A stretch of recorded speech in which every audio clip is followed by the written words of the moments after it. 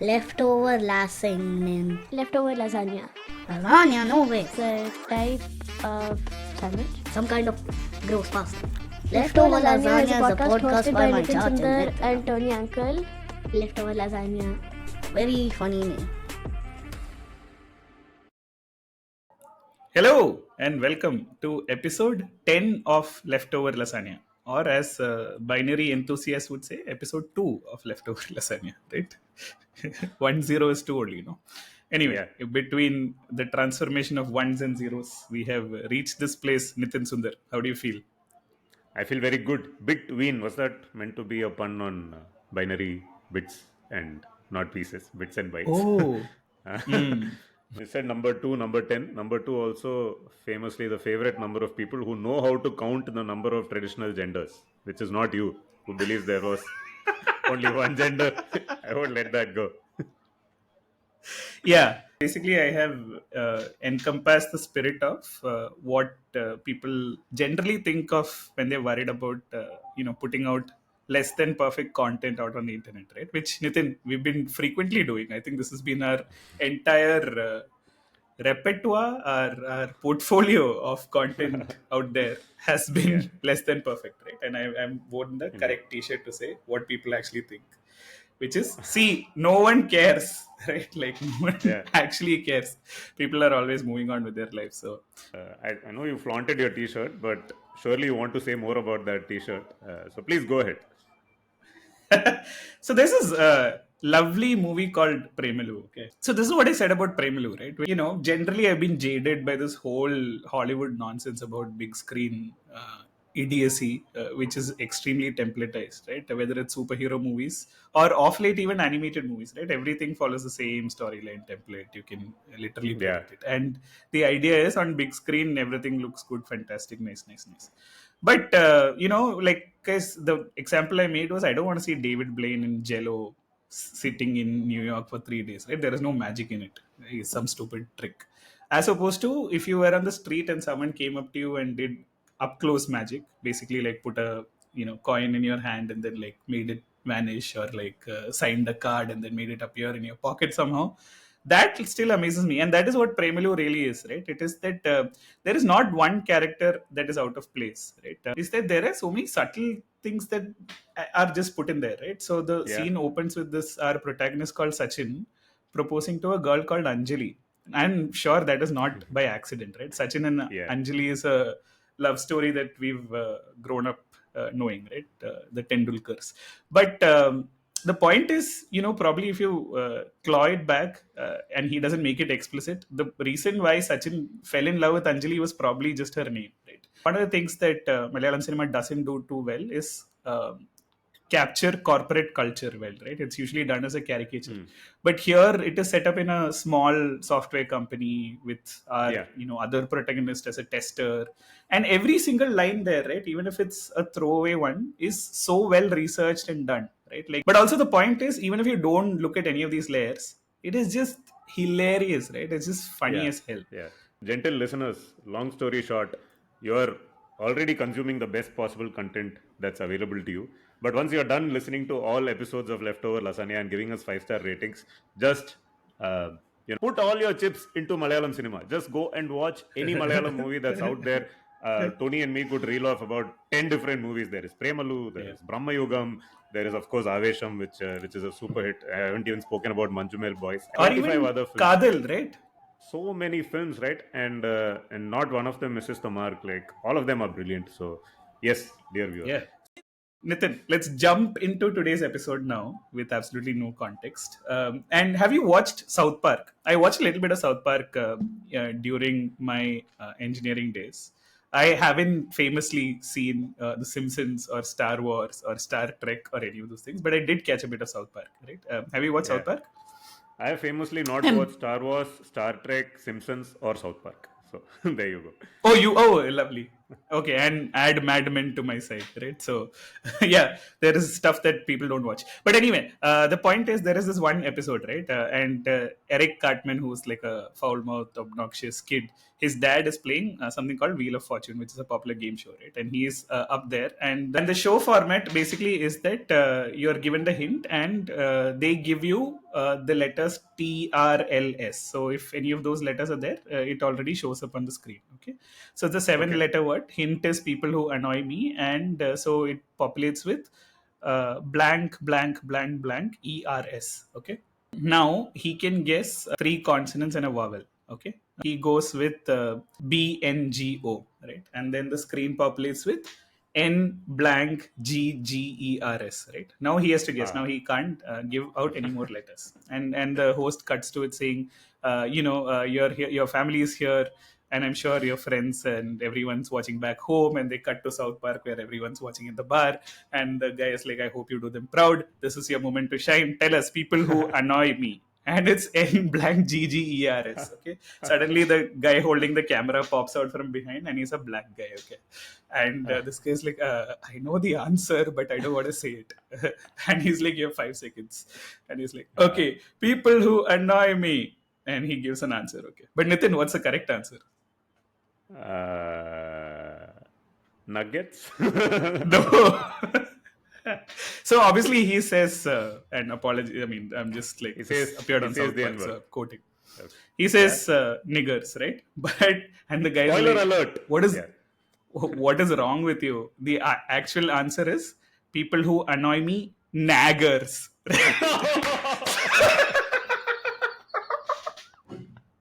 Wow. Amazing. I fell for that one. Good one. Obviously, that is the genius of the writing, right? Brilliant. And everyone's basically like this thing, right? So in some level, that is what our episode today is about. Racism, conditioning, and allied things around it, right?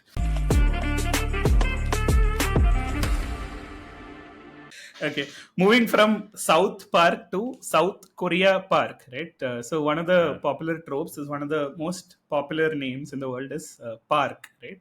Jisung Park, or any like lots of Koreans are called Lee or Park or whatever, right? So what happened in the 2018 Football World Cup was that South Korea was playing Sweden, okay, Yeah. and Right. so the Swedish team wanted to figure out some tactics before the game, and they wanted to sent spy two spies they wanted to spy on the practice session of the Korean team. Yeah.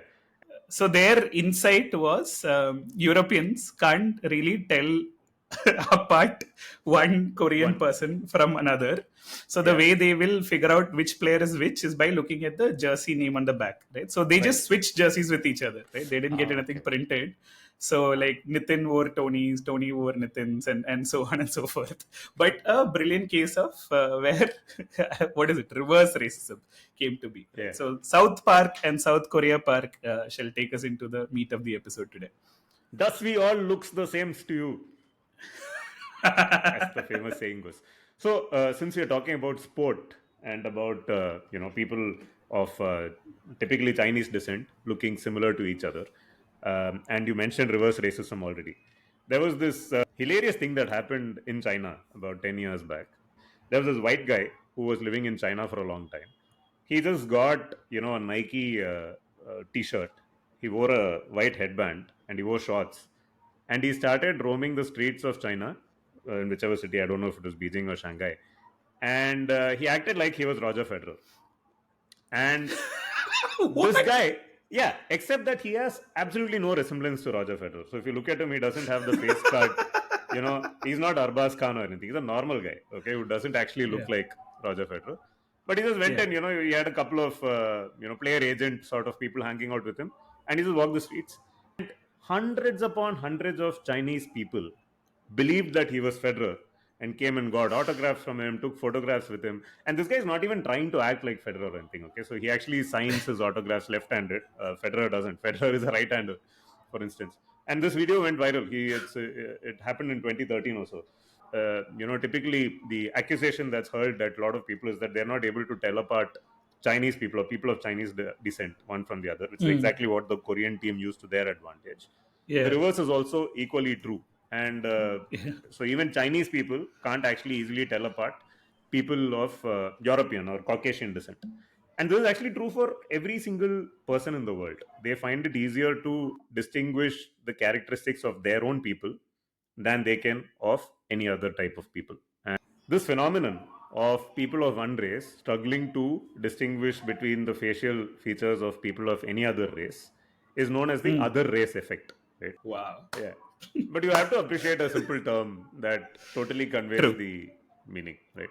But the other race Agreed. effect is true, right? So when I think there have been multiple instances of this, right? So I think Samuel Jackson once was wrong in an interview or somewhere. Someone asked him, "So how was it to act in the Matrix or something of that kind?" Right? They were actually mistaking Samuel Jackson with Lawrence Fishburne, and he hits back saying, "Oh, we all look the same to you." Right? We'll try and add that clip also. I tell you what, you working for Marvel, the Super Bowl commercial, did you get a lot of reaction to that Super Bowl commercial? What Super Bowl commercial? Oh, you know what? I've admit my mistake. See, you're as crazy as the people on Twitter. Right. I'm not Lawrence Fishburne. But, We don't all look alike. Floggy, you're We may exactly be right. all black and famous, You but are we all don't look guilty. alike. I am guilty. You're Next busted. question. I am guilty. You're the entertainment reporter Right. for this station? Flog. And you don't know the difference between I me and Lawrence know. Fishburne? My mistake. I apologize. I'm the other guy. But- I'm the other guy. The I know. other one. What's in your wallet? Right. That's it. I'm That's that exactly guy. right. There's more than one black guy doing a commercial. There it is. No question about that. I'm the what's in your wallet black guy. Okay. He's the car black guy. There it is. Morgan Freeman is the other credit card black guy. You only hear his voice though, so There. you probably won't confuse him with Lawrence Fishburne. You're 100% right. But yeah, this happens, right? It happens to black people, it happens to Chinese people, and reverse racism is equally true. It also happens to people who look or don't look like Roger Federer. So there you go. Yeah. Have you seen the movie Departed, which is Martin Scorsese's film? It's I a have. remake. Actually, one Yeah. which I have watched. Yeah. Yeah, so in Departed, of course, you have Matt Damon and you have Leonardo DiCaprio. Oh yeah, who correct. both- They're the same. Yeah. who both play undercover agents and who go, embed themselves with the cops and with the gangsters respectively. Now, the joke is that lots of people struggle to say what's going on in The Departed because they feel that Leonardo DiCaprio and Matt Damon look similar to each other. And this is a famous one. Though, really, I must say, the person who Matt Damon resembles more than Leonardo DiCaprio is Mark Wahlberg. But yeah, that's Oh, exactly right. I mean, yeah. Okay, but what I found it. Okay, is hold on. It is hilarious, man. Okay, so this is Kumail Nanjiani. I don't know if I'm saying it right. Basically, famous from The Big Sick in Silicon Valley, right? yeah. Pakistani actor, I believe, who basically said, "A day may come when I'm not mistaken for another brown actor, but it is not this day." Right? And then Kunal Nair basically says, "Every time I get recognized for you, I think, man, I wish it were true." Yeah. And then the OG Carl Penn is like, "I have taken credit for both of your accolades in the last 2 weeks, so I guess I owe you each a photo, half a beer, and an awkward extended hug." Now, the best part is, at this point, Sarah Silverman comes and she tweets, "Why do you have 3 accounts?" Come from own account. Yeah, this is amazing. No, but you got to give it to Carl Penn. I mean, from trying to steal credit from 2 other, brown actors who resemble him, he has now gone and had a breakaway moment, right? He starred in Monkey Man, which is like an amazing movie, and he's totally killed it. Oh, okay. No, dad, Since that's you the shut joke, down. dad. Hey, the joke is Dev Patel is the actor in Monkey Man. I haven't seen Monkey Man. I'm sorry. Neither have I. Yeah, You've seen that's a one, good you've seen them all. Good joke. Good joke. So it's not just one race or the other, right? And so here's a question, right? Our whole discussion has been prompted by our WhatsApp group, which not only is full of devils, it's full of advocates also, and it is full of devil's advocates, right? Yeah. So our friend Gaurav Das Gupta, who we like to call Jida, is a lawyer who comes up with the most amazing out of context questions, right? And Like all lawyers I tend to believe, do. Yeah, there was this controversy surrounding Sam Pitroda, who said something. I Yeah. don't know what he said. What did he say?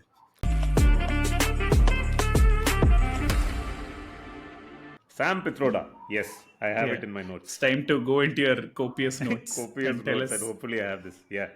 So Sam Pitroda is has been a senior strategist advisor with the Congress Party now for many years. I remember from the time we were kids, which goes back, many Yeah, years back. But the cool thing about Sam Pitroda, right? Since you're talking about facial resemblance and appearance and all, he has looked exactly the same, right from those days till now. He still has the same mop of white hair and a black French beard. I don't know how he correct. Yeah. maintains it. But anyway, so Sam Pitroda recently waded into controversy, and this is what he said. He was saying something about India. What he said was emphasizing the diversity of India. Pitroda, in an interview to the Statesman, said, "People in the East look like the Chinese. People in the West look like the Arabs. People in the North look like maybe white, and people in the South look like Africans. It does not matter. All of us are brothers and sisters." Right, so he said this, and within hours, people have started canceling him and calling him out on social media. Yeah, And very soon after, I think the Congress Party Congress. distanced Yeah, itself from whatever he said, and I think yeah, he's actually stood down from whatever his post was because it's correct. obviously Yeah, election he season. was And overseas Congress something. But yeah, I think Jairam Ramesh, Kapil Sibal, all of these guys had to tweet out saying we distance ourselves and had to drop him. yeah, Yeah, but I guess the reason we are bringing this up is there it a was there was a lot controversial of. statement? Firstly, we have to talk about how the controversy itself came out, right? And you can Google Yeah. this. But the first 2 or 3 articles or the headlines that came out were Pitroda under fire for likening South Indians to Africans and West Indians to Arabs, and obviously East Indians to Chinese. Nobody had a problem with the fact that he had likened North Indians to whites. So that, by the way, is very revealing. That itself is very Oh. revealing, isn't it? So Before we get into the serious thing, I think this is the time when we have to make jokes about which is more offensive: West Indians being compared to Arabs, or certain West Indians trying to behave like West Indians, right? Like Sunil Gavaskar breaking into a Jamaican accent at all possible times and I doing thought, it. No matter what the score, man. imagine Hardik Pandya trying hard to act Caribbean is not the most Yeah, cringeworthy thing somebody from West India has done in trying to act West correct. Indian. That's how bad Sunil Gavaskar's West Indian accent is. Right. So yeah. Right. Racism is an important topic, right? But the way we deal with racism is almost like with a broad brushstroke, right? Like everything about it is you can't talk about it. It's like taboo to talk about it. There is a distinct difference between, let us say, making a person feel bad because they belong to a certain race, as opposed Yes. to making observations which Yeah. may be pertinent, right? Like in this case, Yeah. um, India is obviously a mix of different, probably races in that sense. Is that what you're saying? Yeah. Yeah, because the Arabs actually did come from the West, right? And a lot of people in the West of India do have Arab genes in them. Lots of people in the South of India again do have African genes in them. Yeah. Technically, everyone Yeah, has Pangea and originated everything, from right? So Africa. South India and Africa were, we should verify this, and if it's wrong, I won't put it in the podcast. But South India and Africa were actually part of the No, same it is correct. It is correct. continental Which is why mass. So it's the same Madagascar, people. and I think our friend Krish Ashok has a reel on, I believe it is about Karimin, right? And basically it goes back to Yeah, Pangaea and Africa, Madagascar, correct. India being part of that whole thing, right? The Anyway. Great Palakkad Rift, which causes rain in the Western Ghats, has something to do with Yeah. this as well, right? Too Yeah. complex to explain here. But the reality is, what Sam Pitroda said is historically accurate.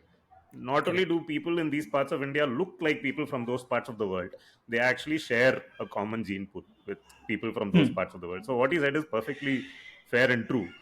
But like you said, right, Correct. the way we talk about racism is very performative in the sense there are certain taboo words, there are certain taboo topics that should not be broached at all, regardless of whether they are steeped in historical fact or not, which is troubling. I don't think it necessarily does anything to further the cause of standing up against racism, but that's where we are. The other part that you said, which is more relevant, is that so I have a friend in the building who's from Manipur actually, right? And like when we were doing school drops for kids at the bus stop, we were walking back, right? And on the opposite side of the flat is a public school, right? And I mean, no value judgment there, but basically suddenly I hear like some kids shouting China, China. I'm like, what is happening? And I'm looking all around, and she's like, oh, that's for me. And I'm like, wait, what? She's like, yeah, this happens every day. I'm used to it. And I'm like, okay, that is not okay, right? And in a similar vein, I believe it is in the IPL only, where lots of people have, especially from West Indies, have shared Yeah. without realizing it how the nickname for them Yeah. happens to be like offensive words like Yeah. Kalu or something like that, right? So yeah, I think Yeah. we I need to think draw a Darren distinction between the Sammy. two. Yeah, Yeah. Darren Sammy, who is former West Indies captain and used to play, I think, for Sunrisers Hyderabad, has won 2 World Cups for the West Indies in T20 format. He unknowingly revealed that my nickname in Sunrisers Hyderabad was Kalu, and then later somebody else came and told him, "Hang on, it's not right that people were calling you Kalu. Who was calling you Kalu and why?" And then it went back that Yeah. there were players like Ishan Sharma, who is of course very well loved, good-natured Indian cricketer, who probably without even knowing or understanding the consequence of what he was saying was actually Yeah. referring to him as Kalu, which is of course derogatory, right? Yeah, I'm just thinking of obviously where I did engineering was NIT Warangal, right? And it was one of the, I think we were one of the last batches which had this funda of state quotas, right? So the Yeah, deal with RECs before NITs was that the home state would have 50% from their side, and each yeah, state would have a certain quota. Like Kerala had 10 seats, and Tamil Nadu had like 20 seats, whatever, depending on the population distribution and all of that, right? Which meant that you had a mix of people from across India, but which also meant that you bunched up into states, right? As yeah, in, like the Kerala community was one because you're in a foreign land and like it's hard to cope and all of that. Like you generally tended to hang out together. So the very first thing that you would do is basically make fun of everyone else, saying yeah, that you speak funny, right? And the origin of this is nothing but like something that you don't understand creates a certain fear response in you, yeah, exactly. and the best way to come out of that fear response is to make fun of it, right? Yeah, And if you have a tribe to which sort of backs you up, then you have the ability to express it without fear of wondering is this okay or not, right? Like how people exactly. behave in groups is entirely different from how people behave individually, right? Yeah, Whether racism or not, right? And I think on average this is true, that if you encounter anyone one on one, they tend to be nice to you, right? They behave to you human to human, right? I mean, they might yeah, have certain inherent biases, but it doesn't come through. But when you are in a mob or in a majority, there are certain baser instincts that get triggered to say, look, this person looks different from us, therefore we must ridicule them so that we don't have to deal with this whole idea of someone else coming into our space, right? yeah. You didn't Yeah. mention we tend to behave differently when we are in mobs, and mob justice is really the best example, right? Where an entire group of people could get together and create violence or an uproar of certain sorts. If none of lots of individuals in a group that perpetuates mob justice would actually not go and pick up a fight with anyone if they were alone. So what I was trying to Huh. say is that racism is not a separate thing from the rest of human behavior, right? Exactly. I feel it's allied, and the difference with racism is that your differences are apparent because of, let's say, either skin color or the shape Yeah. of your face or any of those things, right? Famously, last week or this week, there was a portal that was opened between Dublin and New York, right? Both primarily white,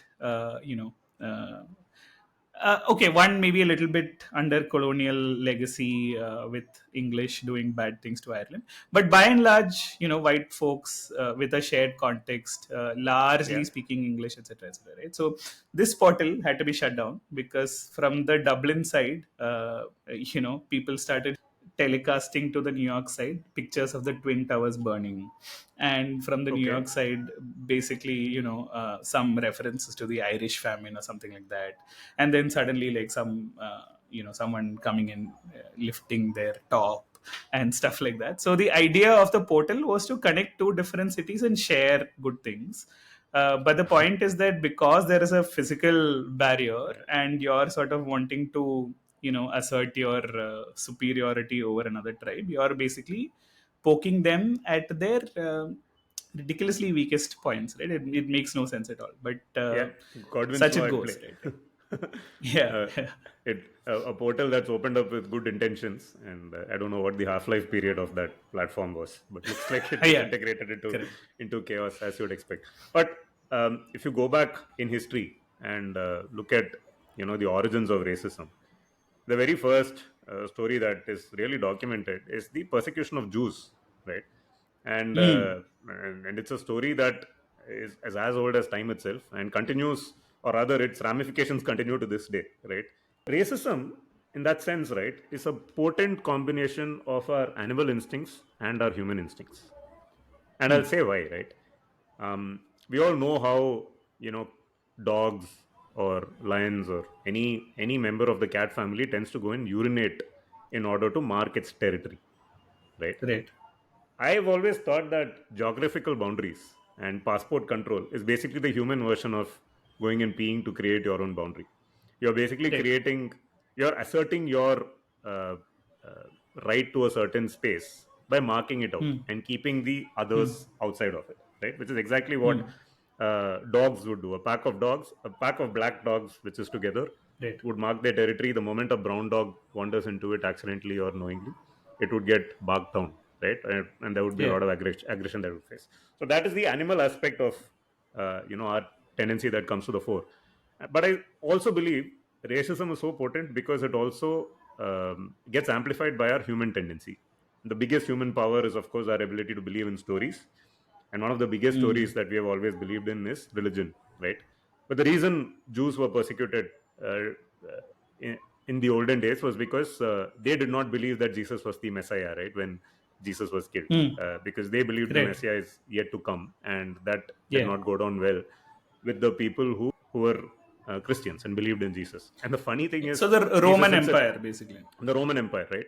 And the funny thing is, Jesus himself was a Jew, right? According to the Correct. story. So, but still, they found a stick to beat those guys with based on something that was written in a book, right? This And if is you look at, interesting because the one of the funny things allied yeah, is the portrayal of the image of Jesus is yeah, never as a Jewish man, right? And I think there have been, yeah, if you yeah, look yeah, at any of the churches or houses which has a yeah, picture of Jesus, it's always like a white Aryan yeah, dude, probably with blue eyes, yeah, and a correct. great outswinger because he's holding the always holding his hands like that, Jason Gillespie pointing to represent. Jason Gillespie pointing towards first lip How many with a double great hundreds seam did Jesus release score? How many double in hundreds did Jesus Bangladesh, score? Yeah. in the subcontinent, right? Oh, As in his opposed last to test match, just before his ascension. Yeah, okay. He scored his double hundred to yeah, pay for all our sins. he Yeah, anyway, go on. he did well on the third day, right? Which is the moving day of the test match. So it might have been down and out on the first day, but on the third day he came back and delivered the killer blow. But Dear Orthodox listeners, we do not always tend to be so flippant about your religious beliefs. So please give another episode. hey, a try. I can. I'm sorry. Oh, yeah. Like, please, this is Oh, entirely so, up my alley. so what you're saying is it's okay for Chinese people to look similar to other Chinese people, is what you're saying. Wait, what? No, Chinese people only take offense if people who are not Chinese believe that they all look the same. Whereas if, let's say, Denzel Washington mistook Samuel Jackson for Morgan Freeman, Correct. and Samuel Jackson wouldn't have a Exactly. problem with it. Absolutely right. For instance, the term that we were struggling to use to begin with, which was used in South Park, Quentin Tarantino used it all the time via the black people in his Yeah, movies, exactly. right? So they can say it. You can't, but they can. This is another layer of racism, right? Yeah. And there was a lot more, right? So Jesus was obviously never portrayed as a Jew, like you said. He is portrayed Yeah. in the, like as a white dude, like you mentioned. and the Jews started getting represented in all sorts of ways, right?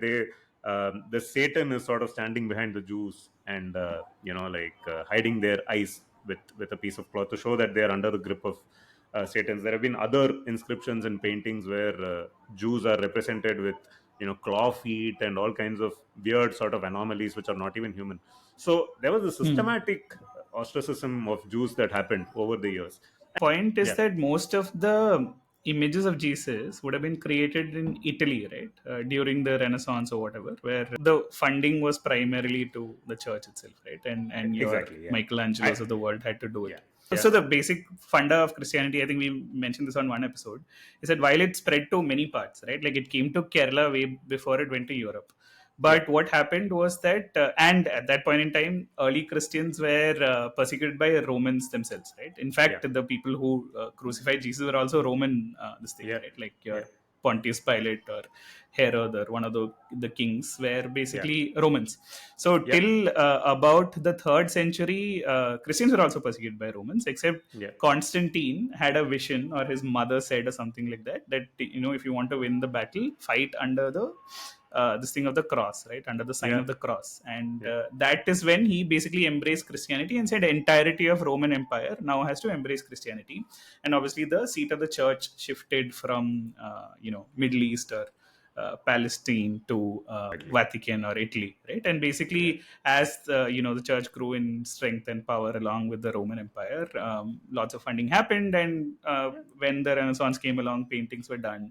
Your Michelangelo's and Leonardo da Vinci's of the world, created most of the images of Jesus. Whereas what I'm sharing now is probably the forensic reconstruction of what the average first century man from Judea would have looked like, right? Which is basically Jesus, right? And nobody will accept that this is Jesus, right? Like if you even tell someone from Kerala that this is the Jesus that you should accept, they'll be like, fuck off. Please fuck off, right? The power of Christ compels you to please go. Right? Yeah. But all of this happened probably in the 15th, 16th, 17th centuries, and it has stuck ever since, right? So no, actually, it started before. Actually, it started even before, right? So if you go back to like the 11th century, right? This is 1095 when Pope Urban II called for the liberation of Jerusalem, and Christian crusaders went off to free the Holy Land from the Muslims. Except on the way, they killed all the Jews that they saw. So the Jews have just been generally being destroyed. Like everyone has been after, and then the Islamists went after them, right? Of course, sharing your holy site. Jerusalem was everybody's holy site, right? So the ascension of Jesus, the ascension of Prophet Muhammad apparently also happened there. So again, goes back to stuff that was written in books, right? What happened to the? It is a story of profit and loss, basically. Indeed. And you thought the worst of everything that could have happened to the Jews happened, right? And was done. And then the First World War happened, the Great Depression happened, and Hitler came along and wanted a story to rally, his people around him. And the Aryan supremacy theory was largely about, again, persecuting Jews, and we all know what happened. No, which is why white guilt is one of the major reasons why Israel gets away with the shit that they do today, right? So if you think about it, Zionism is very different from being Jewish, right? Zionism is the belief that this land is meant for us, so we will wrest it from whoever lives currently, and we even if we are an occupying territory, we have the support of Brits and the entire white world, which is guilty because their ancestors basically persecuted Jews. Absolutely. Right? Yeah. And the funny thing here is what links Israel and majority of Hindutvawadis in India is their mutual hate for Muslims, right? And how this plays out on Twitter is like we support Israel, right? And whenever you see these comments, Israelis saying something, and then these guys, our Sangis, will go and say, "Oh, we also support you," and the response from the Israelis is funny, right? We don't want you. No, they are racist, right? They're saying you're a lower race. Why you curry munchers lifting our balls, right? So there are layers of racism. Layers of racism, and two important things to clarify here, right? Like one is the point that you nailed, which is that anti-Semitism, the opposite of anti-Semitism, is not Zionism. Both are extreme points of view. I mean, both are wrong. Let's just put it that way. Yeah, you mentioned that filmmaker who was a Jew who was basically ostracized. I forget his name. you're talking about zone of interest, right? So the other point that I wanted to emphasize is exactly this one that you were raising, Tony. When we say that Israelis said XYZ, why are you lifting our balls? And when we say that Sangis said PQR, what we of course mean is that the lunatic fringe Correct. of these certain communities, and it is always risky to paint an entire community or an entire set course. of people by one brush, right? And the greatest example of that, of course, is the director of Zone of Interest, whose name I'm going to Google now, because Jonathan Glazer. yeah. At this point, it's important to mention Jonathan Glazer, who we have spoken about in the past, who directed the recent Oscar-winning film The Zone of Interest, which is, of course, set in a Nazi concentration camp. It's about a family of a Nazi general who is leading a calm, idyllic, beautiful life right bang in the middle of the of Auschwitz, where the concentration camps were. Right, Jonathan Glazer made this movie, which is about the Holocaust. So he is a Jew, right? But he also, in his acceptance speech, said that he does not stand for Israel's attack on Gaza, right? Which was a very powerful thing to say, and he's since been ostracized by his own community as well. So it's important to note that sanity can exist and does tend to exist in every corner of the world and across every race, across differences that people exist, and it's wrong to paint people by one brush. I think that's broadly the point that I was trying to make. The other one, of course, is slavery and I what think has happened to blacks, right? Which again goes back to, again, you'll know this better than me, the curse of Ham, I believe it is, which again is something from the Bible, where Noah was seen inebriated and naked by one of his children or one of his nephews or something. His name was Ham, and Noah actually cursed Ham, and this is there in the Bible, saying that Ham's children or Ham's son, whose name was Canaan, I don't know, Canaan and his children will continue to be slaves forever to their brothers. Is apparently the curse that Noah laid on Ham. It's called the curse of Ham. And this one line that is in the Bible, which again is a story written by, or rather, which species can write stories?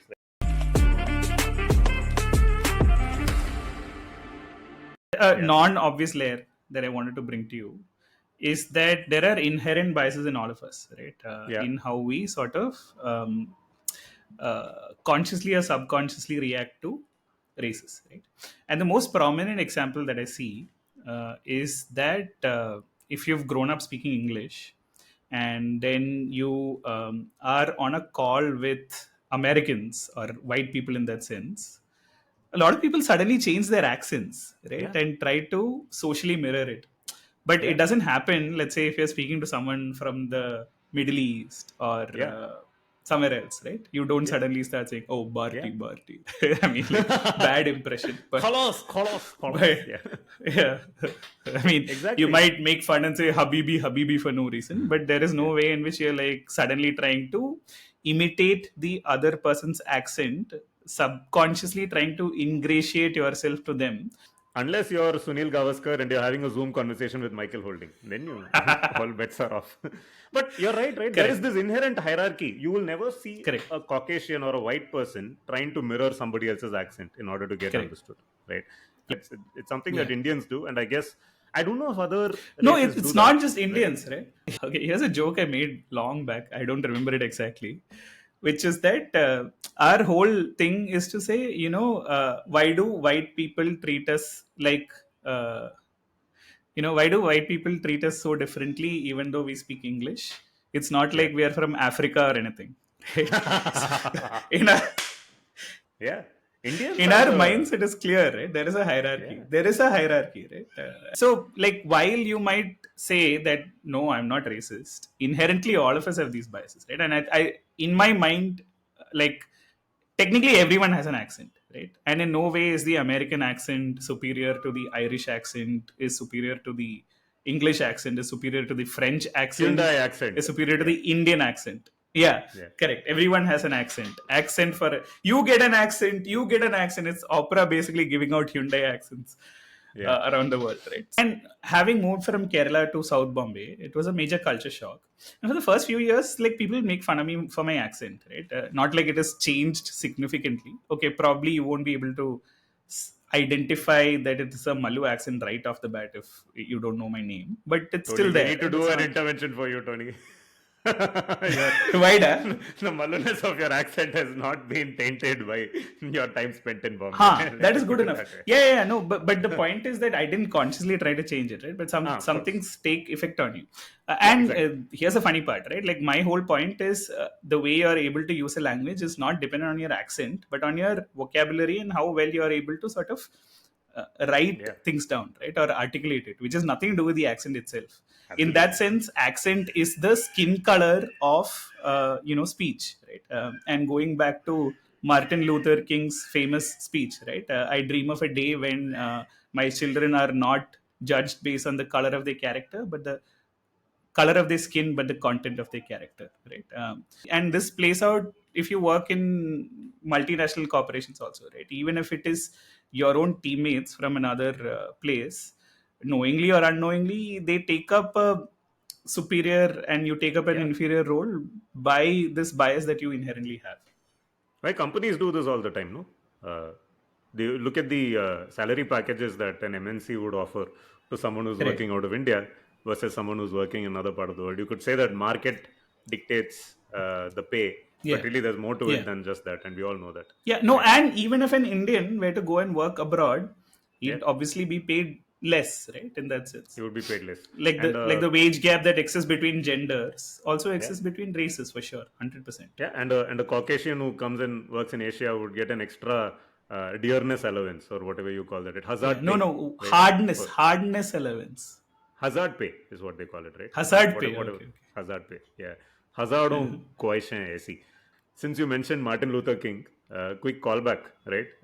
In the history of Jews getting Wow. persecuted, callback to another Martin Luther, basically. In the history of Jews getting prosecuted, right? When the Protestant reform came about, Martin Luther believed Correct. that the Jews would side with him because he was Yeah. questioning the Catholic Church. The Jews said, no, Yeah. we don't agree with this either. And so they got persecuted again by the Protestants as well. I believe you're one of them, aren't you? I have a lot of sympathy for what the Jews have gone through over the years, but that's not justification for what's happening in Gaza at all. No, I mean, see, and here's the other thing, right? Like, even if racism is not apparent, it is something that is felt. And going back to cricket again, and our friend of bits and pieces, Bharat Sundareshan, who reports Oh, from yeah. Australia, right? And like someone like Mohammad Siraj, who is not necessarily only made aware of how he belongs to a minority religion in India, but also how he belongs to a non-white race when he goes to Australia, right? And he had the courage, not necessarily courage, what do you call it? He had the wherewithal to stop the game and call it out, right? And Yeah. say, look, this is happening in Australia. This is not acceptable. Like, I don't agree with this, right? And Bharat Sundaresan has written very eloquently about it. Yeah. Actually, Mohammad Siraj's act of courage, I think it was in Yeah. Sydney that this happened, right? In 2020 during the test match there. It is almost like the Rosa Parks moment in the history of racism, where Rosa Parks, of course, was the black woman who got into the seats that were reserved for white people in a bus, right, and somewhere in America, and that was the seminal moment Correct. in Black history, really. But your point, the Jai Shri Ram chants that get directed by religious zealots and others at players like Mohammad Siraj, who are from the Islamic community when they play in India, or whatever the Australian fans were sledging Mohammad Siraj on the boundary line in Sydney. That's not very far away from the ostracism that your neighbor faced, right? When people were shouting China, China at her. And they all need to be called out Yeah. every single time they have. Absolutely. That really is racism. Somebody using the N word and using it to describe something like the answer in a game show is not racism. Yeah. But that is racism. Yeah. Yeah. Which brings us to another interesting thing that I wanted to speak about, which is Fair and Lovely, right?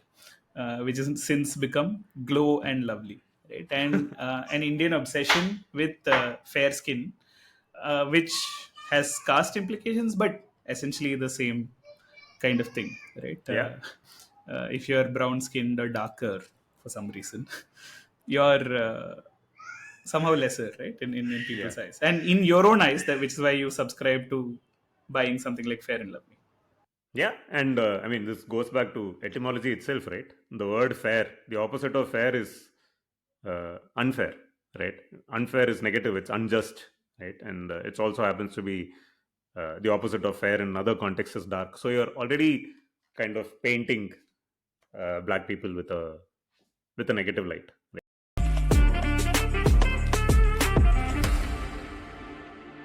Can you tell me, dear Tony Sebastian, what is decathlon? What is decathlon's connection to racism? Oh wow. I don't know. I know they're from France. Did they It is wave very the white convoluted. flag? I mean, I'm a huge fan of Decathlon, which now, by the way, is the Right. biggest sports brand in India. It's bigger than Adidas, Nike, or even all the e-commerce companies do lesser business in India Right. than Decathlon does, which is just amazing. Decathlon, one of Yeah. the sub brands that Decathlon has is this brand called Kalenji. Have you purchased Yeah, yeah. Kalenji Yeah, footwear yes. or socks? Right. You know where the term Kalenji comes from? No. So Kalenjin is the name of a particular tribe of people who live in Kenya, right? If you look at the last many years, if you look at your Olympic records in terms of long distance running, right, marathons, typically it's Kenyans who end up winning, right, every single time. Yeah. Uh, Yeah. and typically, even within Kenyans, it is people who come from that Kalenjin tribe, which lives in a certain part of Kenya at a certain altitude. And I'll come to why altitude is important in a bit. They are the ones who keep winning. And Oh, you know okay. why they keep winning? Why are they better than anyone else at winning long distance races? Because they have better lung capacity because air is thinner at higher altitudes, and also they So keep running up and down. perfect. So the thinness of air is one aspect of it, right? So the altitude at which they live helps them have better, cardiovascular power. Let's put it that way, right? So they're able to oxygenate their red blood cells more, and hence they're able to fuel their runs better than people who haven't grown up in that environment tend to. That's one advantage that the Kalenjins have. The other big advantage that they have, by the way, because this is something that can be replicated, right? Lots of people can live in similar altitudes or train in similar altitudes and at least try to catch up. They have another big advantage, which is that they have very thin ankles, right, compared to the average ankles. Now, simple thing, right? Typically, if you're trying to displace an object, or as a human being, if you're trying to move fast, uh, objects that have a concentrated weight around their center of gravity will tend to move faster or find it easier to move faster than objects that are not streamlined, that have more weight away from their center of gravity, right? And a simple way you Right. can prove this for yourself is by take like a belt uh, that's 5 kilos heavy and wear it around your waist and run, as opposed to wear two belts of 2.5 kilos around your ankles and try to run. You will find it easier to run in the former than in the latter situation, because the weight is closer to your center of gravity.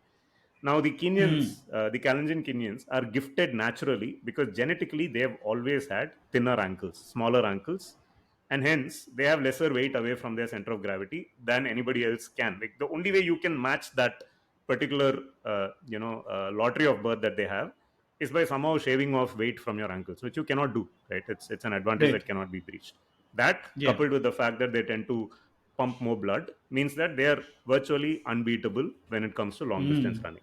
Right. So Right. now my question to you, right? Since we are talking about racism and we are talking about race, is Yeah. is it okay to have advantage of these kinds in races, right?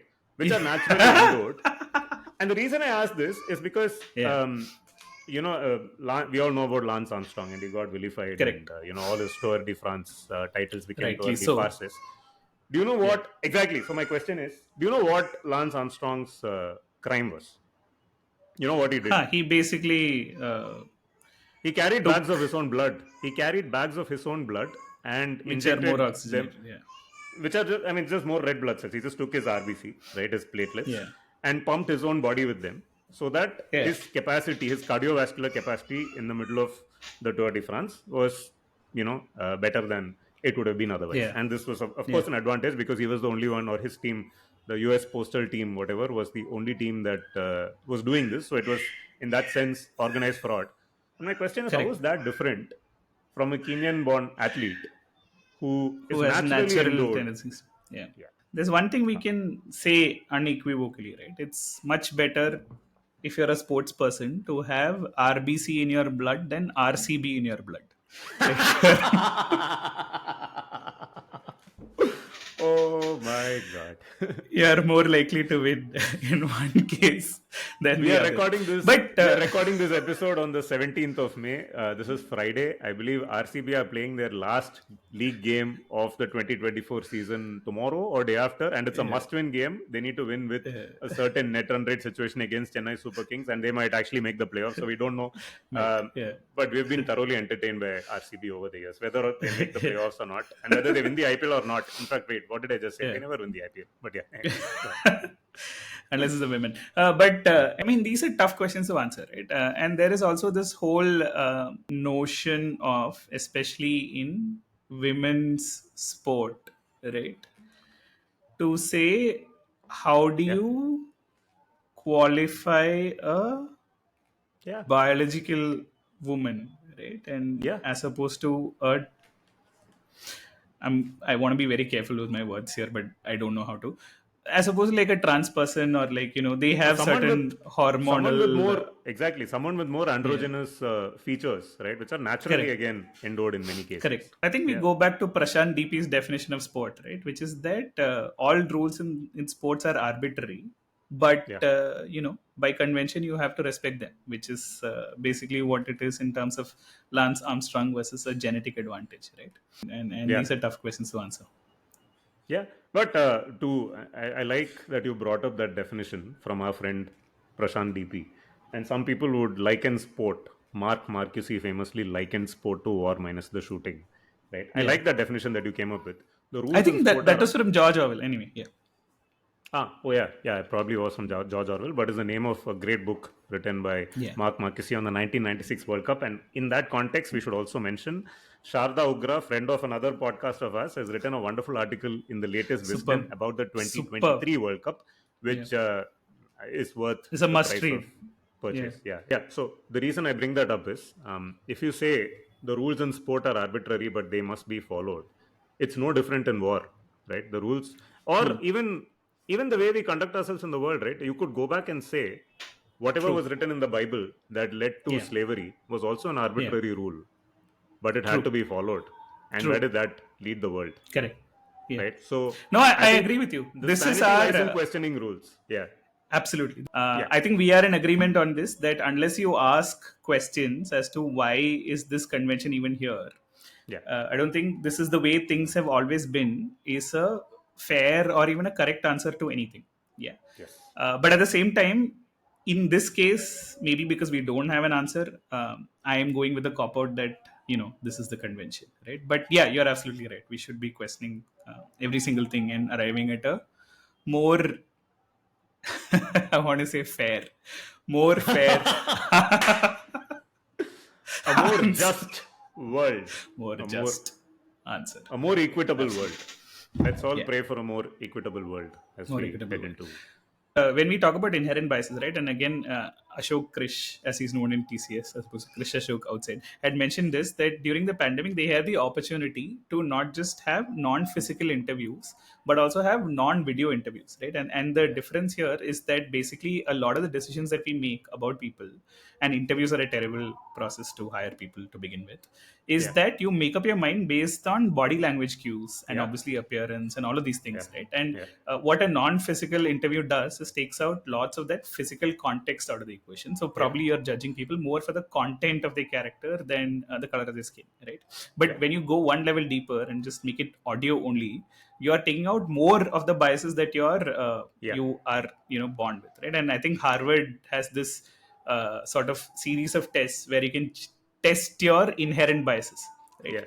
When you are, for instance, told something like a doctor, you are automatically thinking of a man than a woman, right? And there is that famous puzzle of which the solution is the mother is his doctor. Sorry, the doctor is his mother, right? And all of those things. So on that note, right, since you mentioned the Krish Ashok experiment, we should once again quote Amit Verma and Seen in the Unseen. If you're typically hiring a leader for a certain role and you have two candidates, right, who are both evenly matched in every single way, they've had equally impressive interviews, they have the same SAT scores, they have everything else, the same kind of extracurricular activities, but one person is tall and one person is short, you will tend to generally select the taller one because you believe taller people lead better. But what you should do is the exact opposite. Hire the shorter one because the shorter person has overcome more discrimination and more challenges in his life to Adversity, get to yeah. that same position. Absolutely. Right? Which is a very interesting way to look at. Correct. And allied, but absolutely unrelated thing is that if you go into a hairstylist shop, always pick the guy who has the second best hairstyle, right? Why? Because the best hairstyle has been cut by the guy with the second best hairstyle. Right? So never get your hair cut by the guy with the best hairstyle. And this is where we leave it. Amazing. Hair raising end to the episode. All right. Okay, so that brings us to an end of episode 10. We are into the double digits and we keep rolling. This beast is not stopping. We'll be back next week with another episode of Leftover Lasagna. But until then, if you enjoyed this episode on racism, please tell your friends about it and give us 5 stars and hit the bell icon. Yeah, and listen to other episodes as well. Yeah, right? of I other mean, podcasts pick it up also. wherever. Yeah. Amazing. Enjoy. Bye-bye. And do watch Premalu. Bye. And... And